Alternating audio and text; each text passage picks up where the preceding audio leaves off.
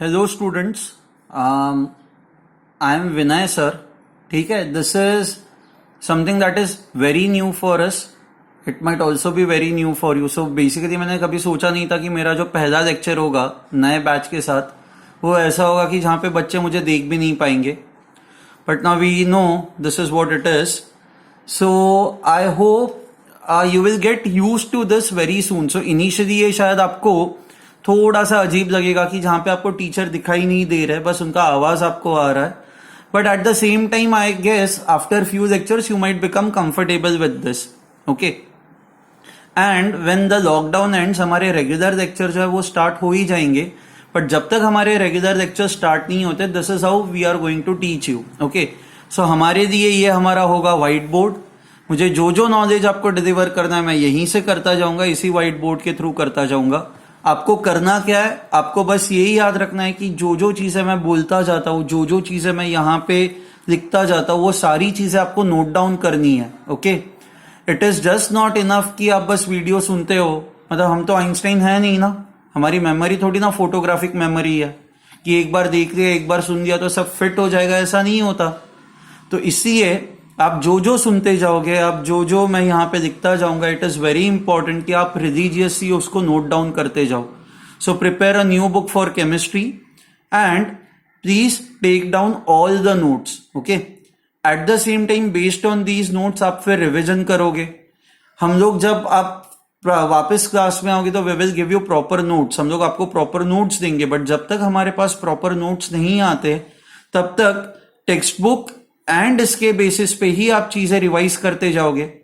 Every day after I finish my lecture और after every 2 days एक बार मैं एक टॉपिक खत्म करता हूं, एक सेक्शन खत्म करता हूं, तो उसके बेसिस पे मैं आपको क्वेश्चंस देता जाऊंगा. And it is very important that you solve those questions. वो क्वेश्चन सॉल्व करोगे तो आपको समझ में आएगा आपको डाउट्स कहां पे आ रहा है, आपको कौन सा कंसेप्ट समझ में नहीं आया है. एंड बेस्ड ऑन दैट फिर आप हमें क्वेश्चनिंग भी करोगे. ठीक है. So if at all after going through this video, if at all some section is not very clear to you, या आपको ऐसा लग रहा है कि कोई डाउट्स अभी भी बचता है, तो आप हमें व्हाट्सएप कर सकते हो. हम लोग वो डाउट्स आपको उसके वीडियोस बना के वापस अपलोड करते जाएंगे. ठीक है. सो स्टार्ट करें अब हम. So the first chapter in science is basically matter in our surrounding. This is something that is related to chemistry. Okay, so पूरा ये जो साइंस है ये 3 सेक्शंस में हम लोग डिवाइड कर सकते हैं, physics, chemistry and biology. So I will be taking up the chemistry part with you. Okay, now when I say matter in our surrounding, so matter means everything that you can see, that you can feel, that you can touch. उन सारी चीजों को हम लोग कहते हैं matter. Okay, सो matter के बिना फिजिक्स भी अधूरा है, मैटर के बिना बायोलॉजी भी अधूरा है. So basically matter is something that is essential for everything that is around us. शायद आप लोगों को ये नहीं पता होगा, बट आप 11th-12th में जाओगे तो basically there was a scientist named as de Broglie. And इन्होंने ये कहा था कि everything in the universe has 2 types of behaviour. वो मैटर की तरह भी बिहेव कर सकता है, वो वेव की तरह भी बिहेव कर सकता है. जैसे फॉर एग्जाम्पल ये पेन है, मैं इस पेन को टच कर सकता हूं, करेक्ट. मैं इस because I can touch this pen, I can feel this pen. Okay, pen is classified as matter. Okay, but light होती है, साउंड होता है, साउंड को आप टच नहीं कर सकते ना. If I tell you touch sound, मतलब उसका कोई मीनिंग ही नहीं है, you can not touch sound.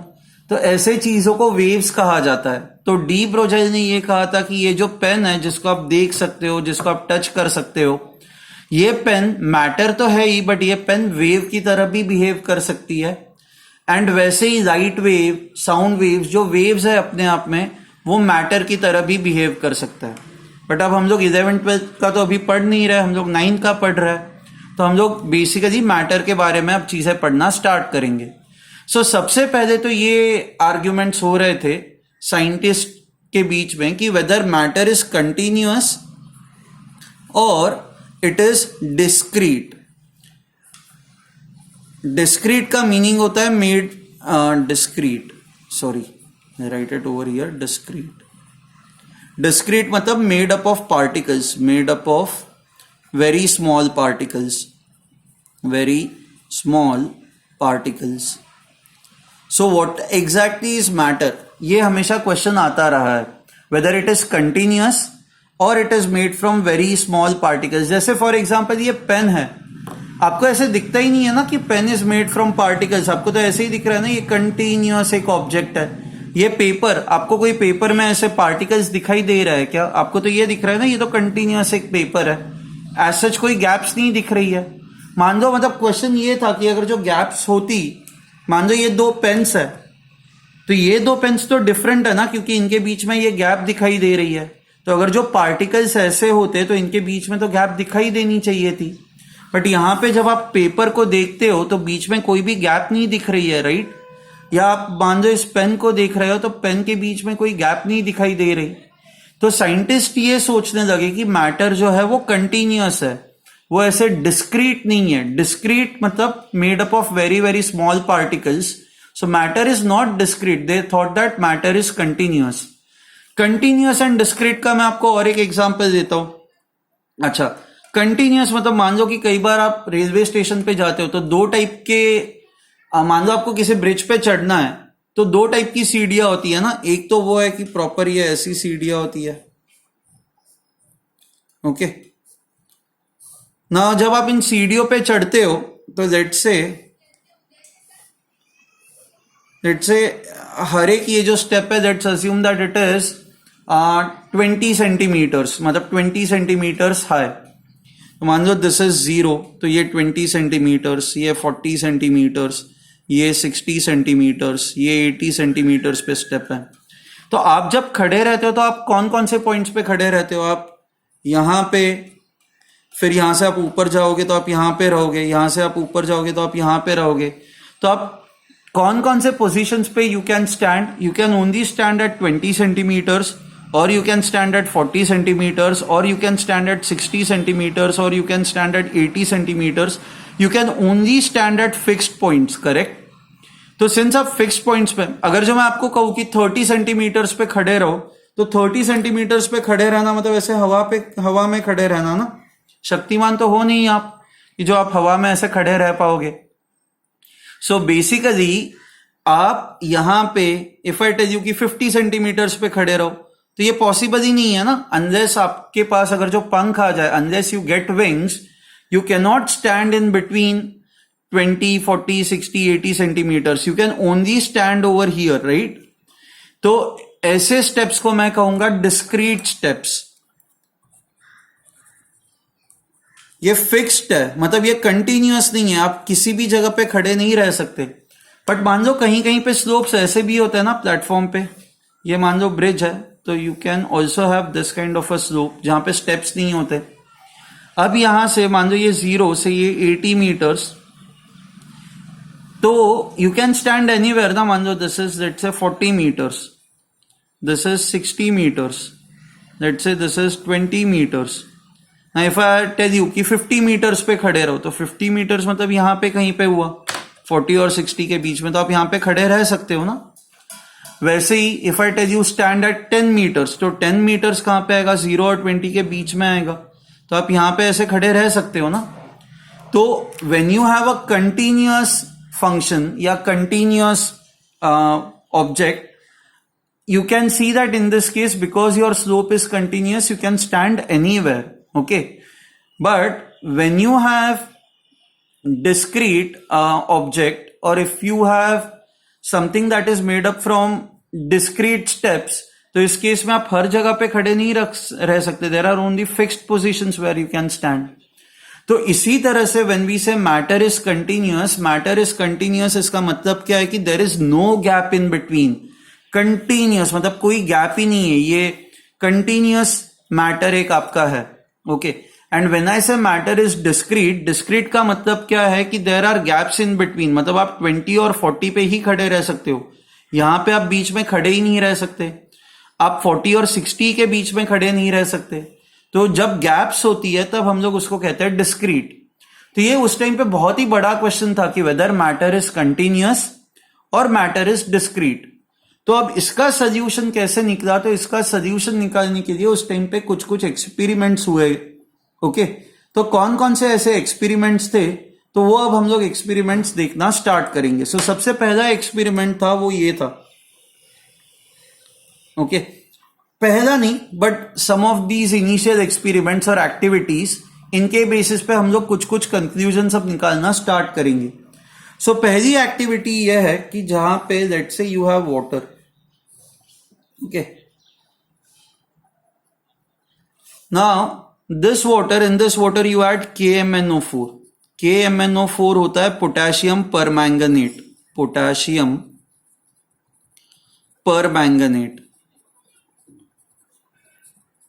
हाँ, ये जो पोटेशियम परमैंगनेट होता है, this is purple coloured compound, and ये जो है ये पानी में डिसॉल्व हो जाता है. ओके, तो आप अगर जो पोटेशियम परमैंगनेट का छोटा सा लंप आप यहां पे रख दो, तो what you will find is, अगर जो थोड़े टाइम के बाद आप इसको ऐसे ही छोड़ दो, तो what you will realise is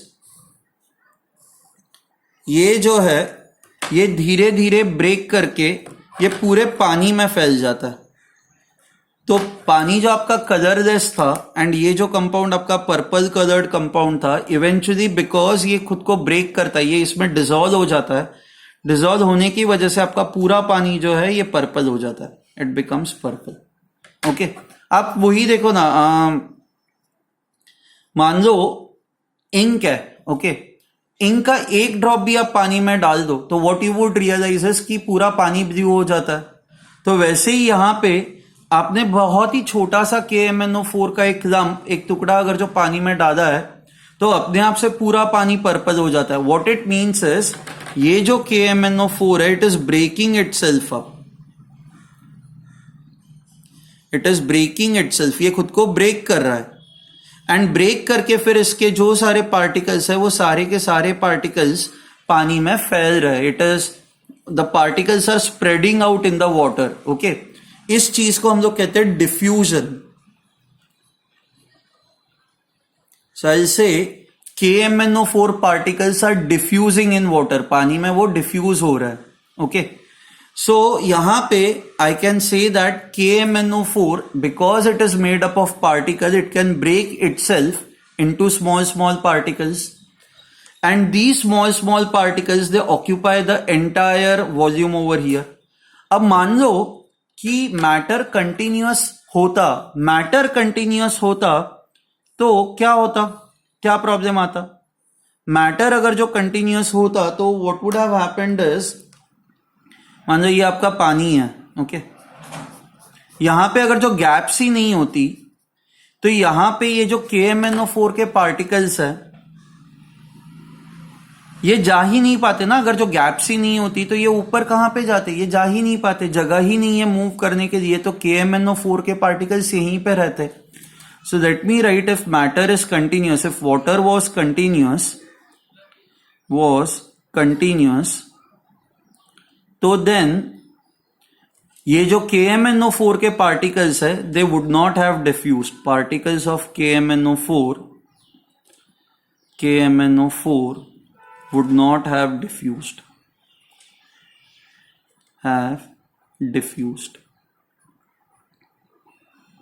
ठीक है, particles of KMnO4 would not have diffused. अच्छा, बट बिकॉज हमें ये पता है कि पूरा पानी पर्पल हो रहा है, मतलब ये पार्टिकल्स यहां पे जा रहा है. तो पार्टिकल्स यहां पे जा रहे हैं, ये तभी पॉसिबल है when your water is not continuous, there are gaps in between. So शायद पानी ऐसा होगा, पानी के जो मॉलिक्यूल्स होंगे वो पार्टिकल्स इस तरह से होंगे. दिस इज वाटर, एंड ये जो फिर KMnO4 के पार्टिकल्स है ये इन गैप्स में जाके ये जगह ऑक्यूपाई कर रहे होंगे. So they would be occupying the space. Now because they are occupying the space, they are making entire water purple, and diffusion is possible because there is space over here. So this proves that water is not continuous, but it is made up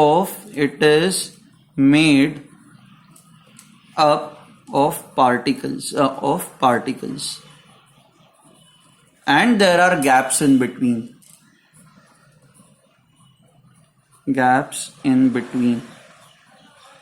Now because there are gaps in between, ये जो KMnO4 particles है, KMnO4 particles are diffusing and they also get dissolved in water. Dissolving का meaning क्या होता है? Dissolving का meaning ये होता है कि they occupy the gaps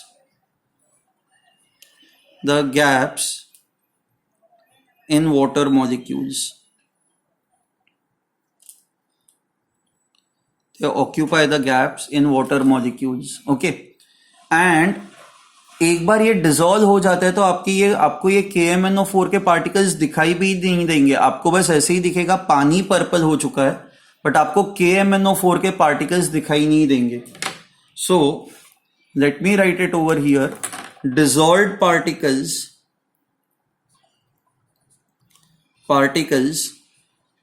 cannot be seen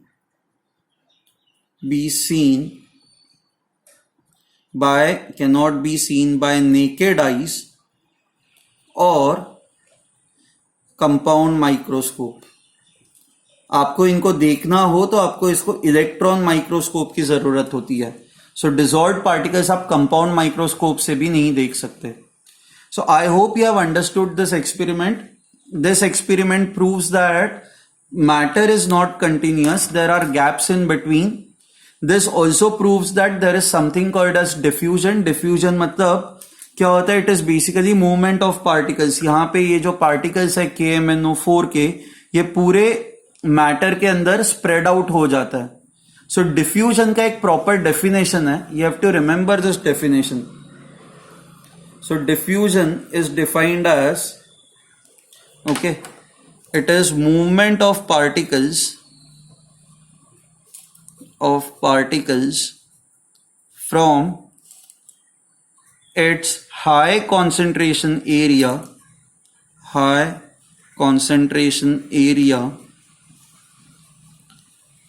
to its low concentration area.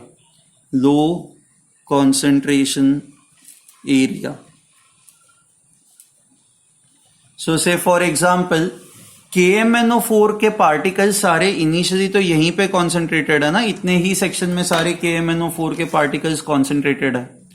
But धीरे धीरे क्या हो रहा है, ये पार्टिकल्स ऊपर जो था, ऊपर वाला स्पेस आप देखोगे तो KMnO4 के पार्टिकल्स है ही नहीं यहाँ पे KMnO4 के पार्टिकल्स का जो कॉन्सेंट्रेशन है that is 0, that is negligible, right. All the KMnO4 particles are located over here. यहीं पे ये located है. So what I can say is कि diffusion जब होता है तो diffusion में क्या होता है? Movement of particles from its high concentration area to its low concentration area. तो KMnO4 के particles का जो यहाँ पे concentration है, that concentration is high. So let me write it over here. Concentration is high. KMnO4 is high and यहाँ पे concentration of KMnO4 is low. So what is happening is KMnO4 के जो particles है वो यहाँ से यहाँ पे जाएंगे. इसलिए आप यहाँ पे देखो particles जो नीचे थे वो नीचे से ऊपर जा रहा है. अब हर जगह पे KMnO4 के particles है ना, ये red particles हर जगह पे spread out हो चुके हैं. So diffusion is basically movement of particles from its high concentration area to low concentration area. ये जरूरी नहीं कि सॉलिड्स में ही हो, ये सॉलिड्स, लिक्विड्स, गैसेस में हर जगह पे होता है. इमेजिन करो कि अच्छा ये अगर जो एक रूम है, ओके, आप इस रूम में इस जगह पे यहां पे अगर जो आप अगरबत्ती लगाते हो, ओके, इंसेंस स्टिक आप यहां पे लगाते हो एंड आप यहां पे खड़े होते हो, तो जरूरी नहीं ना कि आपको स्मेल बस यहां पे ही आए, आपको इवेंचुअली स्मेल यहां पे भी आता है ना उस अगरबत्ती का. या मान लो आप इस रीजन में परफ्यूम छिड़कते हो तो the smell of the perfume is also experienced over here, correct, far away in the room. The reason is because कि यहां पे ये जो परफ्यूम है, परफ्यूम का कॉन्सेंट्रेशन बहुत ज्यादा है. perfume concentration is very high. Okay, the particles of perfume are concentrated in this region and यहां पे जो कॉन्सेंट्रेशन है, perfume concentration is negligible, is very low, approximately 0। तो यहां पे क्या होगा, यहां पे भी डिफ्यूजन होगा। डिफ्यूजन किस तरह से होगा, there would be movement of particles from its high concentration area to its low concentration area. तो यहां पे जो परफ्यूम के पार्टिकल्स है वो धीरे धीरे धीरे हाई कॉन्सेंट्रेशन से लो कॉन्सेंट्रेशन की तरफ जाएंगे। ये जैसे ही यहां पे पहुंचेंगे आपको परफ्यूम का वो स्मेल आ जाता है, ठीक है। सो ये this is also due to diffusion. Similarly copper sulphate जो होता है, copper sulphate is blue coloured compound, okay. Blue, मान लो ये पानी है और पानी में आप कॉपर सल्फेट डालो, आप कॉपर सल्फेट का ऐसे जम डालोगे, eventually what you would realise is you will see that ये पूरा का पूरा पानी जो है वो ब्लू हो जाता है। And again the reason is because water becomes blue because copper sulfate gets diffused. Copper sulfate का फॉर्मूला होता है CuSO4. So this copper sulfate gets diffused.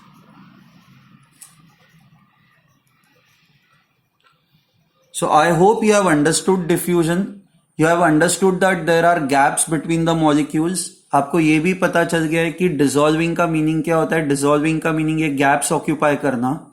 And जब KMnO4 या कोई भी ऑब्जेक्ट डिसॉल्व हो जाता है तो वो इतने छोटे छोटे मॉलिक्यूल्स में ब्रेक हो जाता है कि आप उनको नेकेड आई से या कंपाउंड माइक्रोस्कोप से नहीं देख सकते।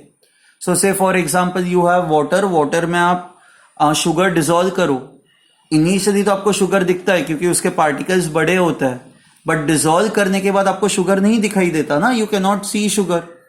द रीजन इज बिकॉज कि शुगर के ये जो बड़े पार्टिकल्स है they break up into so small particles कि वो पानी के इस गैप में इस गैप को ऑक्यूपाई कर देते हैं and they become so small that you can not see them through naked eyes और कंपाउंड माइक्रोस्कोप, ठीक है, fine. Now the next thing that is important for us to understand is कि ये जो पार्टिकल्स है, अब तो ये प्रूव हो चुका है कि particles are matter is made up from particles.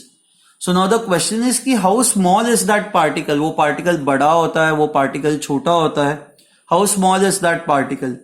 सो उसके लिए वापिस ये KMnO4 का एक्सपेरिमेंट किया गया, okay. So what we did was कि ये जो KMnO4 है आपने इसको पानी में डिसॉल्व किया, डिसॉल्व करने के बाद ये पर्पल कलर का सोल्यूशन बन गया, ओके। ना इस पर्पल कलर के सोल्यूशन में से हमने 1 टीस्पून निकाला, we took out 1 teaspoon of it. So 1 teaspoon is basically a very small quantity, okay. इसका हम लोगों ने निकाला इस सोल्यूशन का। What we did next was we again took fresh water, okay, and इस fresh water में हमने वापस ये टीस्पून डाल दिया, okay. Now when you put this over here, what you realize is कि ये भी वापस पर्पल हो जाएगा।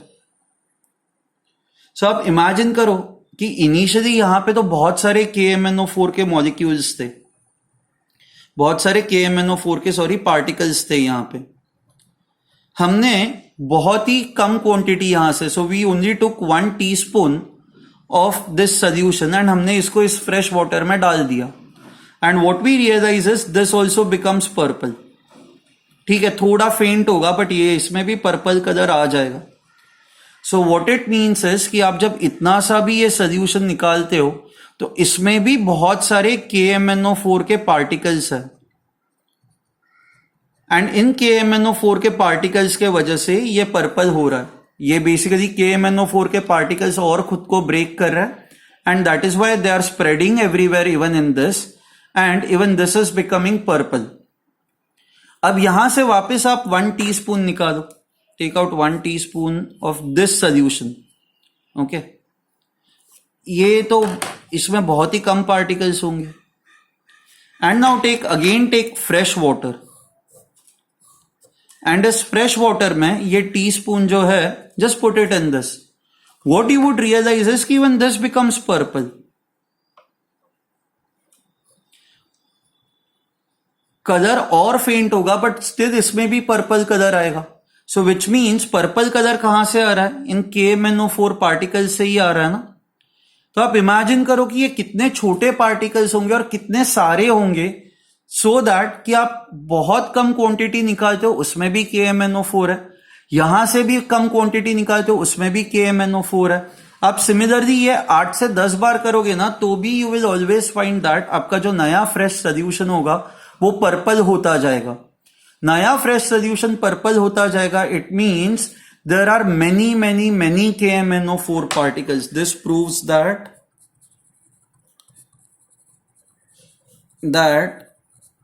there are many KMnO4 particles. कि even if you take out 1 teaspoon, उस एक टीस्पून में भी बहुत सारे KMnO4 के पार्टिकल्स आ जाएंगे. So there are many KMnO4 particles. अच्छा, आपका ओरिजिनल लंप ये साइज का था. सॉरी. सो ओरिजिनल KMnO4 का लंप ये साइज का था. एंड मैं आपको कह रहा हूं कि इसके अंदर बहुत पार्टिकल्स है. So then that is only possible when these KMnO4 particles are extremely small in size, right? क्योंकि साइज में बड़े होते तो 4-5 पार्टिकल से फिट हो पाते, एंड 4-5 पार्टिकल से फिट हो पाते तो आप यहां पे नए सोल्यूशंस को आप कलर नहीं कर पाते. आप नए सोल्यूशंस को कलर इसलिए कर पा रहे हो क्योंकि बहुत सारे KMnO4 के पार्टिकल्स है, एंड बहुत सारे पार्टिकल्स तभी होंगे when these particles are extremely small in size, ताकि वो यहां पे फिट हो जाए.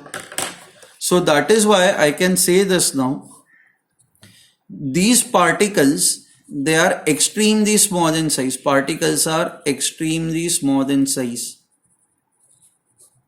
Small in size. ठीक है. These particles are very small in size. So there are many particles and they are extremely small in size. See, और एक चीज है, मान लो कि पार्टिकल्स बड़े होते, अगर जो ये पेपर जो है वो बड़े पार्टिकल से बना हुआ होता, तो आप खुद ही इमेजिन करो कि ऐसे अपने बॉल्स को अरेंज किया, ये पार्टिकल्स है. ओके, मान लो आप बॉल्स को इस तरह से अरेंज कर रहे हो एंड ये बॉल्स पार्टिकल्स है. तो अगर जो पेपर इतने बड़े पार्टिकल से बना हुआ होता तो यहां पे ये गैप आपको दिखाई दे रही है.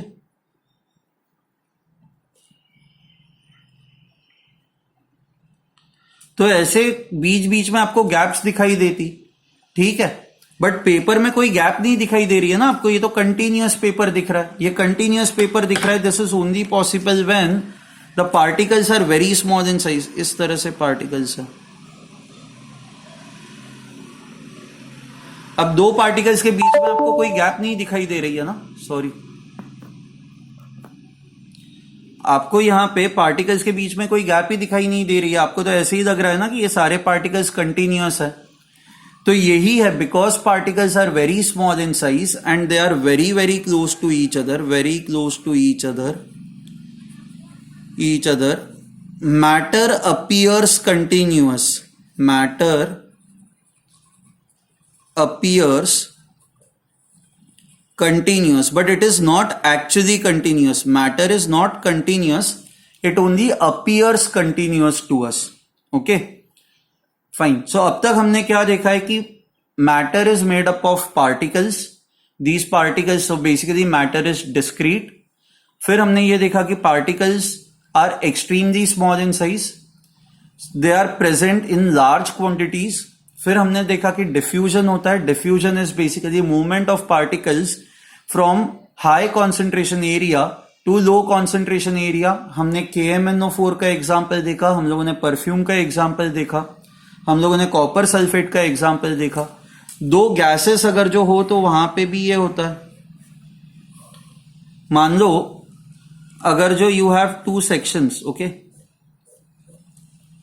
you have a tube which is divided into 2 sections. यहां पे ब्रोमीन है, bromine gas, bromine vapours which are brown in color.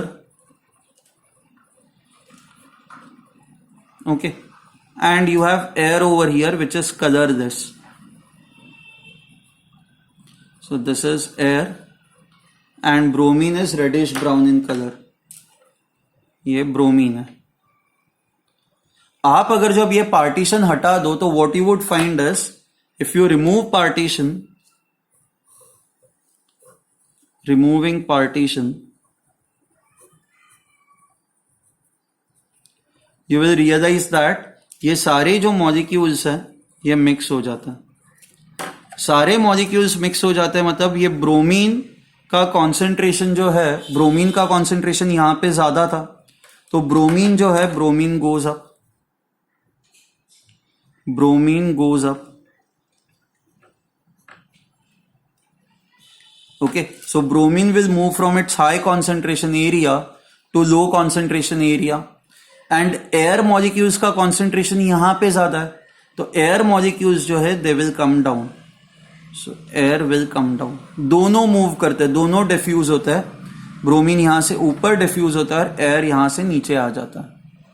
ठीक है, सो इसलिए फिर इवेंचुअली यहां पे इस तरह से एक मिक्सचर बन जाता है, यूनिफॉर्म मिक्सचर, जहां पे there is equal distribution of molecules. Okay, one final thing before I and this lecture, diffusion है इसलिए हम लोग जिंदा है। इमेजिन करो कि आप घर में बैठे हुए हो, ओके, आप एक सेक्शन में बैठे हुए हो यहां पे, तो इस रीजन में जो सारा ऑक्सीजन है आपने उसको इनहेल कर दिया। अब डिफ्यूजन नहीं होता तो यहां का ऑक्सीजन खत्म हो जाता ना, यहां पे चलो ऑक्सीजन है, यहां पे ऑक्सीजन है, यहां पे है, यहां पे है, यहां पे है, यहां पे है, बट सिंस आप यहां पे बैठे हुए हो तो यहां का तो ऑक्सीजन खत्म हो जाएगा, एंड यहां पे बस अब CO2 होगा क्योंकि आप CO2 एक्सेल कर रहे हो। तो डिफ्यूजन के वजह से क्या होता है, डिफ्यूजन के वजह से CO2 दूर चला जाता है एंड यहां का ऑक्सीजन यहां से यहां पे आ जाता है। इसी आपको सरवाइव करने के लिए यहां वहां भागना नहीं पड़ता ना ऑक्सीजन के लिए, आप एक ही जगह पे होते हो। अभी आप एक ही जगह पे बैठे हुए हो एंड फिर भी जिंदा ही हो ना। द रीजन इज बिकॉज कि ऑक्सीजन अपने आप से आप तक पहुंच रहा है। Oxygen is diffusing from its higher concentration area to its lower concentration area, and वैसे ही CO2 आपसे दूर जा रहा है continuously. So I hope you have understood what we have done in today's lecture. Now please read the textbook. Okay, please go through this video again, make proper notes, and in case if you have doubts just let me know. What I do is in the meantime I'll send you an assignment. आपको उस assignment के questions धीरे धीरे अपने end पे start करना है, ठीक है? Okay, चलो bye.